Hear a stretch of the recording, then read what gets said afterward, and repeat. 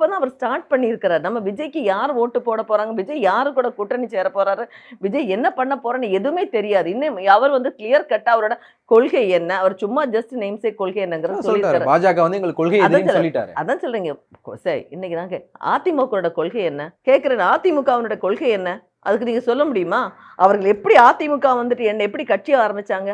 அண்ணாயிசம் தான் அதிமுகவோட Annaism. What is Annaism? அவரோட கொள்கை வந்துட்டு எப்படி சரி, கட்சி எப்படி ஆரம்பிச்சாங்க?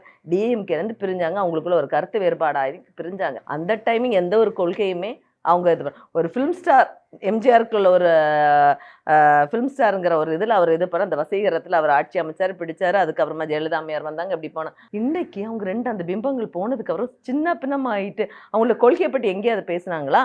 ஏதாவது அவங்க இப்போ வந்துட்டு இருக்கக்கூடிய எதிர்கட்சி தலைவராகட்டும், அதில் முன்னால் இருந்த ஏடிஎம்கே சார்ந்த ஓபிஎஸ் முதலமைச்சர், அவர் யாராவது அவங்கள படிக்க பேசுறாங்களா? இருந்துட்டு இந்த கொள்கையே இல்லாத ஒரு கட்சி. அதே மாதிரி தான் நாங்கள் வந்துட்டு இதையும் பார்க்க முடியுது. ஒன்று ஃபர்ஸ்ட் ஃபீல்டில் வரட்டும், ஃபீல்டில் நின்று எங்களை மாதிரி போராட்டங்களில் வந்துட்டு நிற்கட்டும், வெயில் படட்டும், எல்லாமே படட்டும், அதுக்கப்புறமா நம்ம அதை பற்றி பேசுவோம் சார்.